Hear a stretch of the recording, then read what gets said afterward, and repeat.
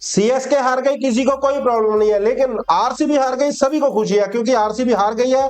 और आरसीबी वाले जो मजाक उड़ा रहे थे सीएसके फैंस का कि भाई तुम लोग जीत नहीं सकते, तुम लोग हार रहे हो, पांच ट्रॉफी है, ये है वो है, लेकिन वो आरसीबी दिल्ली कैपिटल से हार गई। लेकिन डेविड मिलर इस बार नहीं चूके, क्योंकि पिछली बार 14 रन थे, इस बार थे 15 रन, और वो 15 रन बहुत ज्यादा क्रूशल थे आरसीबी के लिए। लेकिन डीसी गई है मैच जीत। और इसके अलावा दूसरे मैच में सीएसके जो है जीता हुआ मैच हार गई सनराइजर्स हैदराबाद से। जिस सनराइजर्स हैदराबाद की गेंदबाजी को लोग ये कह रहे थे कि भाई ये सबसे कमजोर गेंदबाजी है, इनके पास सिर्फ दानवीर है इनके पास गेंदबाजों में, लेकिन उन्होंने ये चीज साबित की है कि भाई चाहे उनके सामने सीएसके आ जाए, चाहे कोई और टीम आ जाए, वो अब अपनी गेंदबाजी से मैचेस जीत सकते हैं। सो भाई कल के 2 मैचेस और आज हैं 2 बड़े मैचेस, और उन 2 मैचेस पे बात करेंगे। सबसे पहले मैच है केकेआर वर्सेस राजस्थान, दूसरा मैच है पंजाब का, यानी कि पंजाब अनबीटन टीम, जिसका मैच है लखनऊ सुपर जायंट्स है। जो पिछली बार ऋषभ पंत ने कहा था ना कि मुझे बस एक ही टीम का डर था, पंजाब, वही पंजाब पहले के साथ भिड़ेगी। सो प्रेडिक्शन सबसे पहले इन 2 मैचेस की दे देते हैं, क्योंकि कल वाले मैच की बात कम ही लोग करते हैं, लेकिन मैं कल वाले मैचेस के लिए नहीं, आज वाले मैचेस की प्रेडिक्शन दूंगा, जिनमें सबसे पहला जो मैच है केकेआर वर्सेस राजस्थान रॉयल्स। मैं ये कह रहा हूं कि केकेआर अपना खाता खोलने जा रहा है, जो केकेआर अभी तक इस आईपीएल में एक भी मैच नहीं जीता। सो मैं आपको प्रेडिक्शन दे रहा हूं कि केकेआर अपना पहला मैच जीत रहा है। दूसरी prediction, Punjab versus LSG match, no doubt Punjab unbeaten है, एलएसजी भी अच्छी टीम है, लेकिन पंजाब ये मैच जीत रही है, और वो भी वन साइडेड जीत रही है, क्योंकि मुल्लापुर का ये ग्राउंड मैच है। मुल्लापुर है, ये मुल्लनपुर नहीं है। बहुत यूट्यूबर्स मुल्लनपुर बोल देते हैं, लेकिन ये मुल्लापुर है, न्यू चंडीगढ़ में।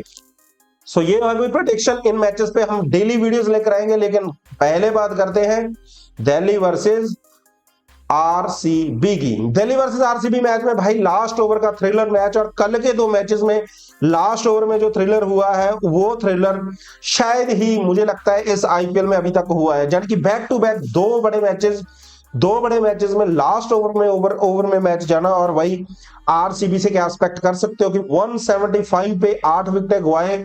जो टीम 230, 240, 220, 210 ये रन बना रही थी पहले बल्लेबाजी करते हुए चिन्नास्वामी के ग्राउंड में, वो टीम क्या 175 पे ऑल आउट हो सकती है, सॉरी ऑल आउट नहीं, 8 विकेट गवा सकती है क्या? 176 लास्ट ओवर में चेज करना चाहिए था डीसी को, या ये चीज पहले ही कर देनी चाहिए थी क्या? केएल राहुल की रिस्पॉन्सिबिलिटी नहीं है। सो करते हैं शुरू भाई। सबसे पहले बल्लेबाजी करते हुए आरसीबी ने 175 रन बनाए, जिसमें भाई नो डाउट विराट कोहली का बल्ला नहीं चल पाया, लेकिन दूसरी तरफ है फिल सॉल्ट वही प्लेयर हैं जिन पे काफी ज्यादा डाउट्स हैं, और काफी सारे डाउट्स उन्होंने क्लियर किए हैं। लेकिन अगर मैं बात करूं दूसरी, उसके बाद देवदत्त पाटिकल पहले मैच के बाद बिल्कुल रंग में नहीं नजर आ रहे। और भाई दूसरी, तीसरी, सबसे चौथी बड़ी बात है कि रजत पाटीदार का विकेट लिया जो है वो मुकेश कुमार ने लिया, लेकिन रजत पाटीदार को नहीं चलने दिया दिल्ली कैपिटल्स की गेंदबाजी। टिम डेविड जो लगातार खतरनाक है, टिम डेविड भी 26 रन, और जितेश शर्मा, मुझे तो ये समझ नहीं आ रही है फिनिशर है या टीम को फिनिश करने वाला, 20 गेंदों में 14 रन।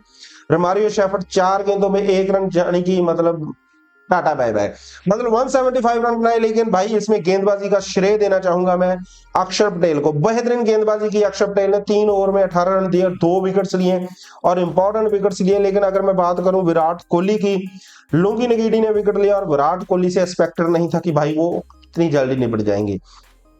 बात करते हैं दिल्ली कैपिटल्स की सेकंड बल्लेबाजी की। जब सेकंड बल्लेबाजी करने है दिल्ली कैपिटल्स, तो दिल्ली ने जो शुरुआत है वो फिर से वैसी ही दी जैसी शुरुआत वो हर बार दे रहे हैं, यानी कि या तो निशंक आउट हो रहे हैं या केएल राहुल। लेकिन केएल राहुल का एक साइड पे किसी और बल्लेबाज ने साथ नहीं दिया, सिर्फ साथ दिया तो स्टब्स ने साथ दिया। जब स्टब्स और केएल राहुल बल्लेबाजी कर रहे थे तब ये लग रहा था कि ये मैच जल्दी ही फिनिश हो जाना चाहिए, क्योंकि केएल राहुल भी अच्छी बैटिंग कर रहा था, दूसरी तरफ से स्टब्स भी अच्छी बल्लेबाजी कर रहा था। लेकिन बाद में प्रेशर बना कि आरसीबी के गेंदबाजों ने प्रेशर डाला, और भाई 4 ओवरों के लगभग आई थिंक बाउंड्री नहीं आई, और वहीं पे केएल राहुल का विकेट गिरना आरसीबी को एक हल्की सी उम्मीद दे गया कि भाई हम ये मैच जीत सकते हैं। लेकिन रोमारियो शेफर्ड को लास्ट ओवर करवाना या श्रेयस शर्मा को लास्ट ओवर करवाना, इन दोनों में डिसाइड करना था रजत पाटीदार को, और उन्होंने कहीं ना कहीं सही फैसला लिया रोमारियो शेफर्ड को लास्ट वाला ओवर देकर, क्योंकि वहां पे वो डिफेंड करने जा रहे थे। लेकिन 15 रन क्या होते हैं, 15 रन क्या नहीं होते, 14 रन क्या होते हैं, एक बार डेविड मिलर से पूछ के देखो, जो जीटी वाले मैच में हार गए थे।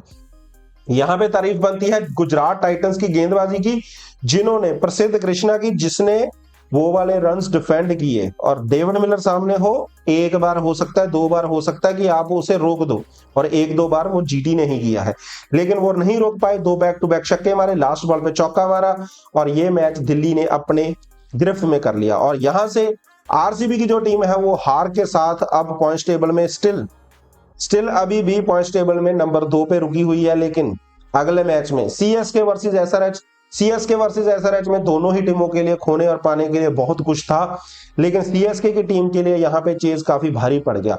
जहां मैं कह सकता हूं एसआरएच के लिए बेहतरीन शुरुआत ही है अभिषेक शर्मा ने, और अभिषेक शर्मा की ही ये अच्छी बल्लेबाजी थी कि अभिषेक शर्मा की टीम ने 194 रन बनाए 9 विकेट्स गिरवाकर।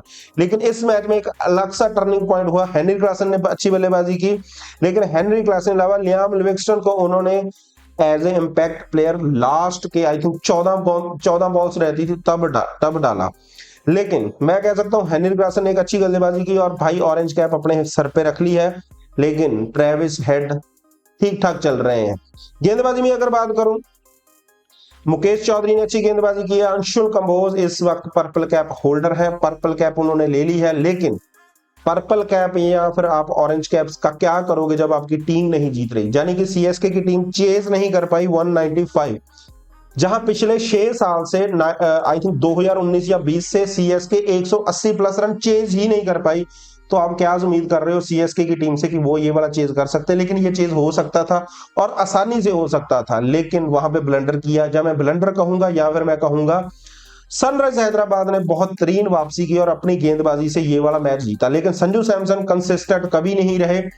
एक इनिंग में अच्छा करते हैं, 3-4 इनिंग्स में वो बुरा ही करते हैं। अगर संजू सैमसन पे कोई बंदा बोल दे फिर कहेंगे संजू ने तो तीन वर्ल्ड कप मैचेस जितवाए हैं। लेकिन अगर मैं बात करूं आयुष मात्रे गायकवाड़ से उम्मीद है काफी लोगों को, और ये वही गायकवाड़ है जिसका कंपैरिजन शुभमन गिल से किया जाता है। लेकिन जब तक बल्लेबाजी कर रहे थे शिवम दुबे और मैथ्यू शॉट, लग रहा था कि ये चीज हो सकता है। लेकिन ट्रम्प कार्ड खेला, वही चीज की ईशान किशन ने अपनी कैप्टनसी में जो रेयान पराग ने की थी, यानी कि पहले 3 ओवर किफायती होने के बाद देश पांडे को ओवर देना। यहां पे उन्होंने भाई अपने बेहतरीन गेंदबाज प्रफुल्ल हिंगे को अपना ओवर दिया और लास्ट ओवर में उन्होंने डिफेंड किया। और भाई सीएसके वैसे 19th ओवर में ही मैच हार चुकी थी, लेकिन ये वो 2 मैचेस जो कहीं ना कहीं मुंबई इंडियंस के फैंस को खुशी दे गए। सो ये था वो पिछले 2 मैचेस का एनालाइज। और आज 2 मैचेस हैं जो पंजाब वर्सेस एलएसजी और राजस्थान रॉयल्स वर्सेस केकेआर, इन दोनों मैचेस की मैं प्रेडिक्शन दे चुका हूं। कल इस मैच पे बात करेंगे, इन मैचेस को पूरा रिव्यू करेंगे। लेकिन आप लोगों ने क्या करना है, आप लोगों ने चैनल को सब्सक्राइब करना है, वीडियो को लाइक करना है, और भाई कमेंट बॉक्स में बताना है आपकी फेवरेट टीम कौन सी है। अब बहुत हो गया, अब मैं हर एक टीम पे बात करूंगा। डजंट मीन्स कि मैं दूसरी टीम से बात नहीं करूंगा। मेरी फेवरेट टीम्स पहले भी आपको पता है, पहले पे पंजाब, दूसरे पे गुजरात और तीसरे पे, लेकिन लास्ट में आती है आरसीबी। लेकिन ये एक मजाक की बात है। सो जुड़े रहे अपने भाई के साथ। सो आज के लिए बस इतना ही। खुश रहे, आबाद रहे। सत श्री अकाल जी, राम राम जी और अल्लाह हाफिज जी।